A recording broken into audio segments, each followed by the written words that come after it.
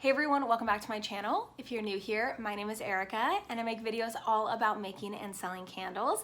And before we get into today's video, I just want to say thank you guys so much for everything. I mean, for the crazy increase in subscribers. It has been absolutely insane. I hit 3,000 subscribers, I believe, last week. And we're already at 3,400 and it's just incredible. The messages, the comments, the genuine kindness that you guys have is just amazing. And I just want to take a moment just to thank you guys so much for everything. So what we're going to be talking about in today's video is how I figured out how to price my candles and how I figured out how to price shipping, so how to charge people for shipping.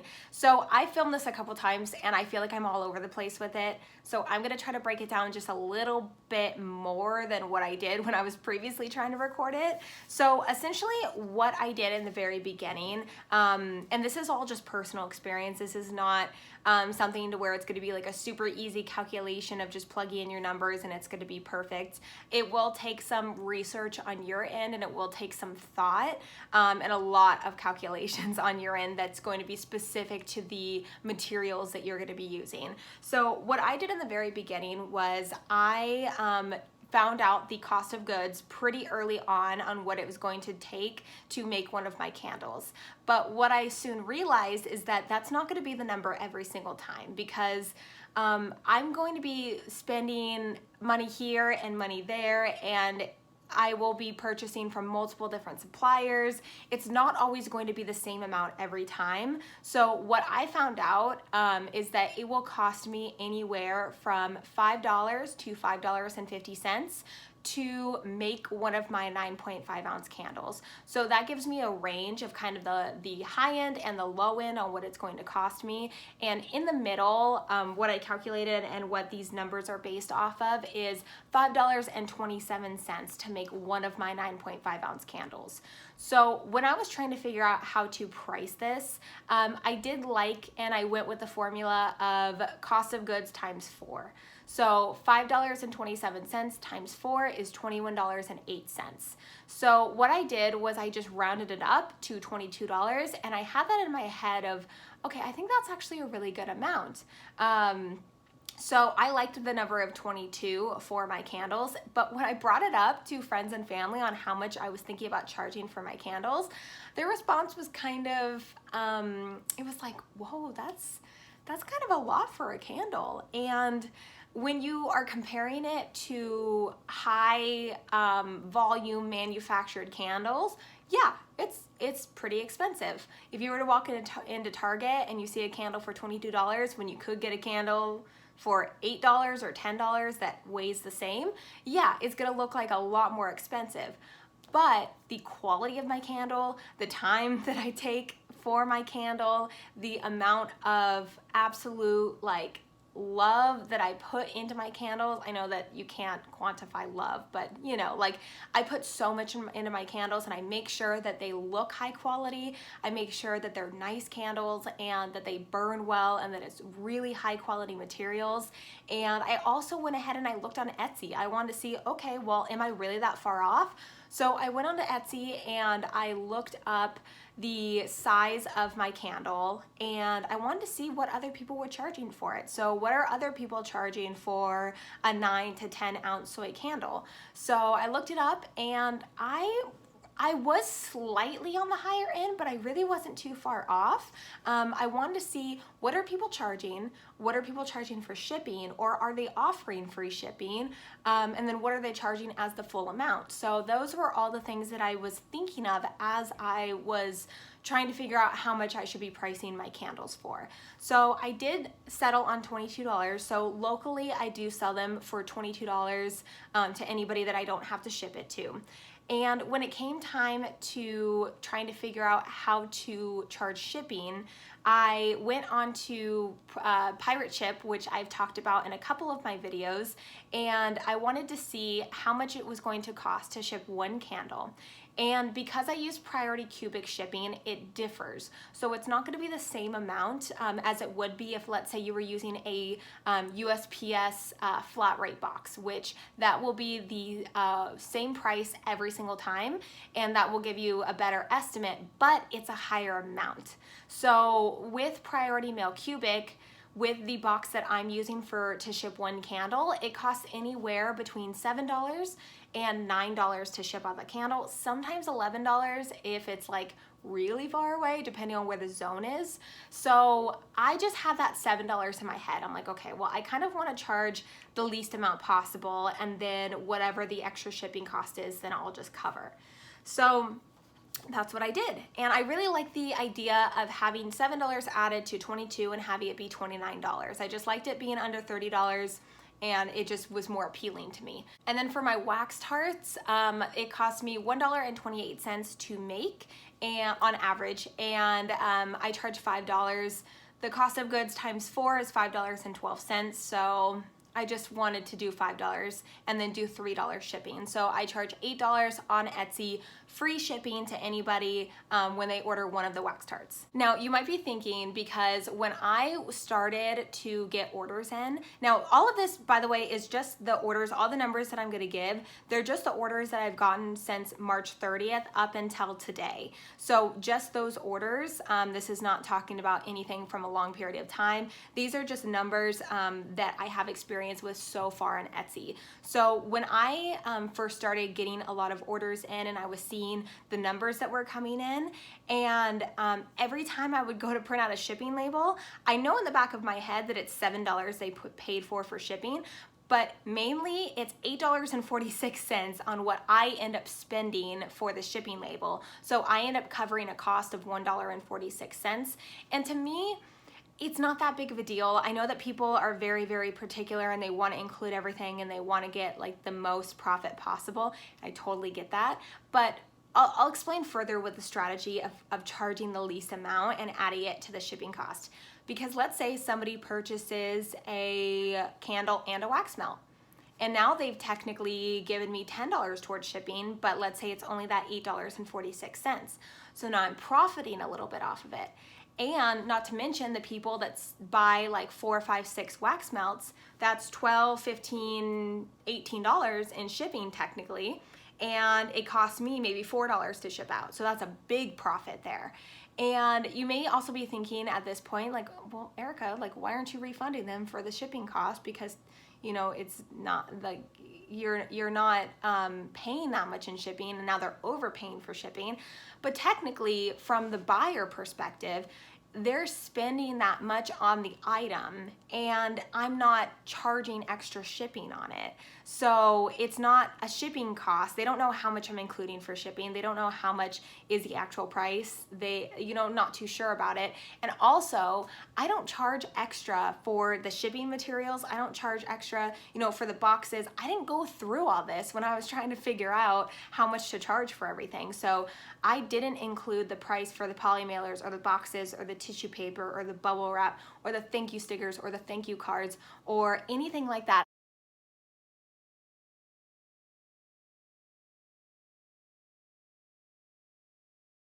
I didn't charge that into the price. And now that I'm looking back on it, I think that what I have going on right now is actually working, because when I was running through the numbers, for instance, just to kind of give you guys a general idea of what I'm talking about, and like an example with numbers, just so you guys can see. So what I did was I went onto my PayPal, because that's where I spend all the money for the shipping labels. So I went onto PayPal and I added everything up, all of the shipping postages that I've spent.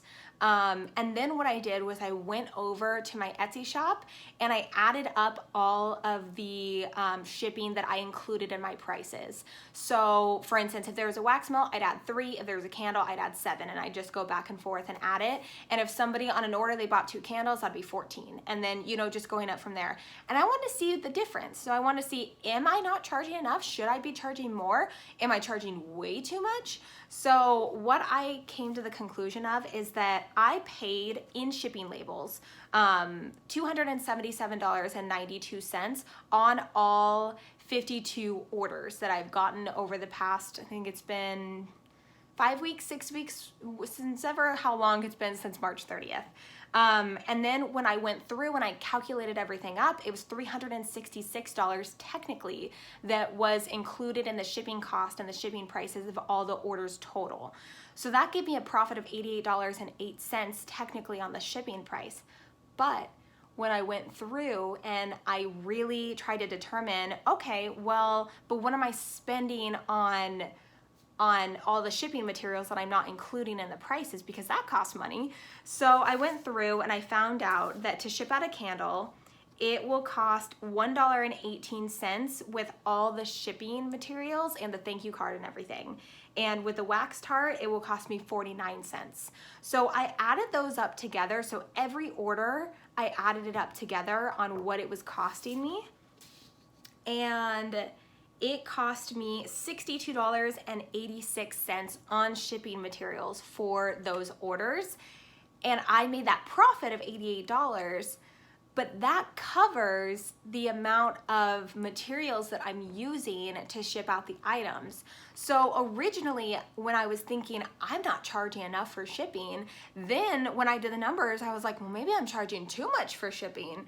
And then when I really thought about the actual numbers of, wait, it's not just the candle that I'm paying for, it's all the other materials that I'm using. And then there's still a little bit left over, but again, I'm not including labor costs. I'm not including, what else did I write on here that I'm not including? I'm not including the tape that I use. I'm not including the printer ink that it takes to print out all the stickers. Because honestly, I mean, if you know a perfect way to determine how to add printer ink cost into there, I would be very interested to know. But with stuff like that, I just include it in the whole cost of everything. So when I'm looking at the numbers, yes, it's good to have these like individual numbers on what your profit and loss is on everything. You also want to look at the big picture, and I'm like a very big picture type of person. So that's why I use what is it called? It's called QuickBooks Self-Employed. So it's an app, and you can have it on your phone. It's connected to anything you want to have it connected to, and you're able to track all of your sales through that. So every time I get paid in my one bank account, it will go in there as profit. Anything that I have as an expense, I can put it on there. I can take pictures of receipts. I can track my mileage.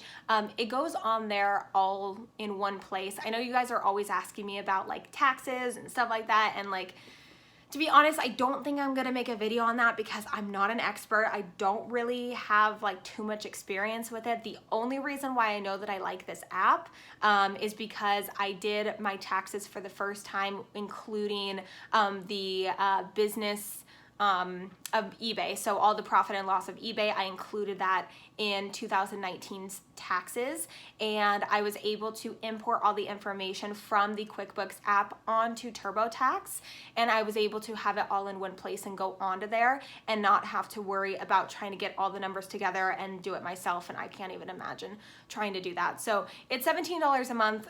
It's worth it, you guys. It's worth it to have all your information there, because then you can really see each month what your profit and loss is, because it's not just the individual numbers, but it's also what in a whole am I purchasing this month versus the profit that I'm actually making. So if I'm spending $2,000 on materials and supplies each month, but I'm only making $1,200 in profit, then that's a loss. And you need to kind of determine where you need to fix that in order to make it a profit every month, even if it's just a little bit of profit. And obviously when you're first starting out, it's probably gonna be in the negatives. I haven't updated my app. I haven't put in all the information. I just spent $300 or $400 on supplies from California Candle Supply.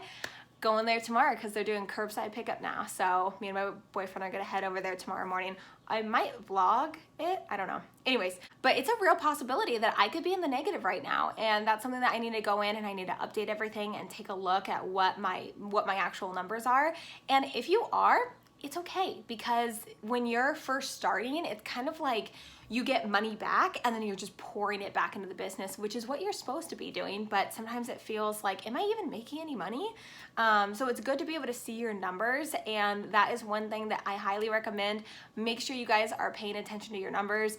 That is one thing. I need to go and update my bookkeeping after this. So this video kind of inspired me to do that. But I went through and I just did a ton of numbers. Have your averages of your cost of goods, know your cost of goods, know how much your shipping materials are, know how much shipping should be, and it's gonna be different for everybody. So I know that a lot of times you guys are looking for like a really good answer and like the exact answer to have, like, what should I be charging for shipping? Give me a number. And I can't determine that for you. This is what works for me, and it doesn't mean that it's gonna work for you. You could try this and you could be at a huge loss with what you're doing, but for me, because a lot of people do buy multiple items in an order, it adds up and I'm able to save money on shipping. I'm able to get a slight profit on it, which helps to cover most of the cost of the shipping items. So at first, when I was going through the numbers, I thought, wow, I'm gonna have to increase my prices. I'm not charging enough. Now that I did the actual numbers, I'm like, you know what? I'm actually good. I'm good on where I'm at.